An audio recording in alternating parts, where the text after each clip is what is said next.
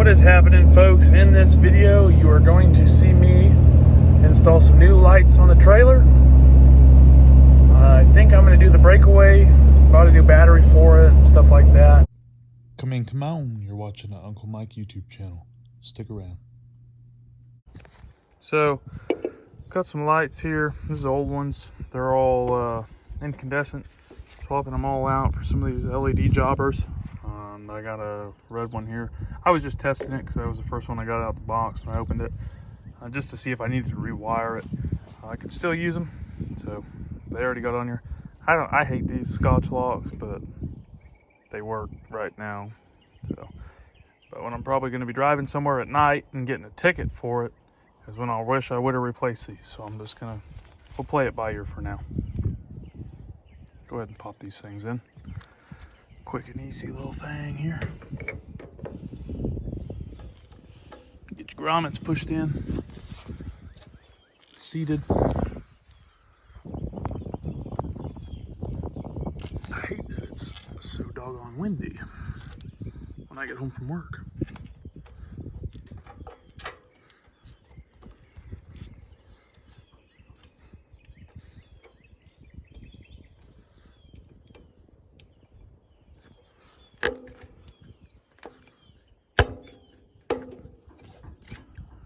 Oh yeah, baby, that looks good. Don't mind the rust, surface rust. That's definitely very nice. Oh, it says top and it's not centered. I don't like that. Take that out. Retry. Top.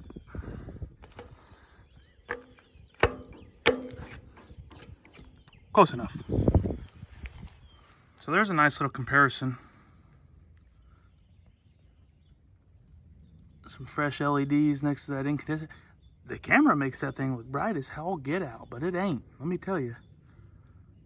Definitely quite the opposite of what this camera actually looks like. But got a few left to do. Got a new license plate light, the whole 9. Got those ones in. I'll sneak back out here later once the sun goes down. We'll get a little walk around on it. Here's a big thing I don't like about this trailer. See all that dirt in there? They got this thing boxed on the bottom here. It's just 2 pieces of C-channel welded together, and I really don't like how that doggone thing just collects all that dirt. So I'm gonna cut me a hole here on the bottom just to allow that to drain out. They got it boxed so rocks don't fly up and pop the lights.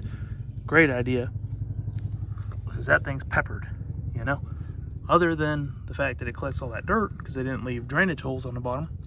So we'll go ahead and put some drainage holes in it and she'll be right. Here's this trailer all lit up at night. So it ain't got that many lights, just a few of them. But everything's on here and installed. Everything's nice and bright. Everything works. That's all that matters, having functional, legal lights. That way you can operate it.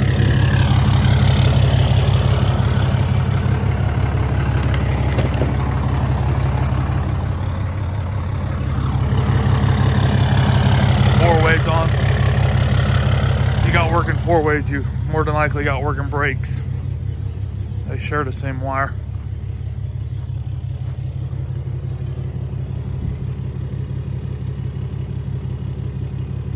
Oh yeah. I said this once and I'll say it again. Reverse lights on a trailer, it's a game changer. I had reverse lights on that other deck over. Now I got reverse lights on this one.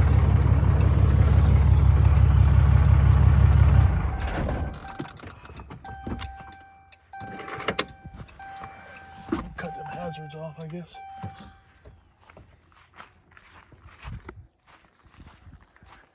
I said they might not be the brightest things in the world because that other trailer that had 4 of them, so they was bright. But it just helps you see this thing a little bit better. Especially once you get out there and start backing up in the dark. You can see, like I said, it does make a big difference being able to see the back of your trailer backing it up at nighttime. And here I got this little Hopkins deal here. Just a little breakaway system. Got it wired in. It ain't nothing fancy. It's just gonna work. That's all that matters. Got this thing terminated into a box. Keep everything out of the elements. I forgot to put heat shrink on these when I finished them up. And I didn't do the grounds either. Tis, I guess. Oh well. So I got the trailer pulled up out here. I'm doing a little wheel pack on it just because I wanted to inspect these bearings and inspect the races over here inside the hub. Everything looks good. I just got to go pick up some new wheel seals for the inboard side of this hub. And actually, I kept getting trailer brake error. For further investigation, you can see on this backing plate, maybe, they've got the wire pinched on there. So that's no good. So I have to pull this backing plate off and the rear backing plate, rear tire off the rear backing plate. Pull that off as well to get this wire unsnugged from behind that thing. And then my brakes should stop going in and out. And this trailer's it tows real. It walks a little bit. You can see the tires is brand new. They was on it when I bought it, but they are 6-ply tires, and just that portion of it rides, so it just kind of walks a little bit. So I got to get me a new set of 14 plies, and hopefully someone will snatch these things up. I don't know, $100 a piece probably be fair for them, but we'll see. So here this is, right here. It was sheared, or not sheared, it was pinched right here between the flange and the backing plate. So she's grounded out. Look at that. There's dog trash right there. So we'll solder in a new connection. They've already got a splice in there. I don't want to put another splice, so I'll solder it in. And I mean, what am I going to do? Put it over that other 3 wires that are all hooked up to go to the next axle and solder all that? I could, but I ain't going to.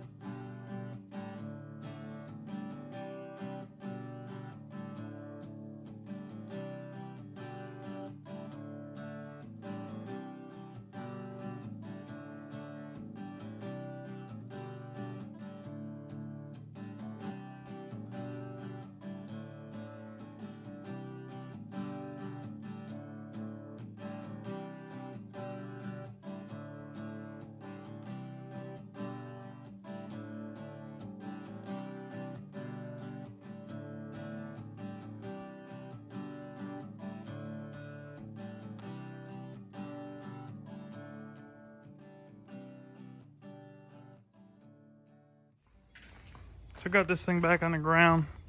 I packed the wheel bearings on all 4 tires. I went ahead and changed fixed these 2 tires, both the backing plates. They had the wire pinched for the brakes. Fixed that. So I'm gonna go road test it, verify the brakes work good. I adjusted the brakes, set the drag so the tire will spin about a full rotation and a half off of just a pretty justified arm throw. So you just grab it and you rotate it, just kind of spin it around, because I say it'll spin pretty long. So all I do is I get it about what I feel is the same power on every throw. I just go for a turn and a half.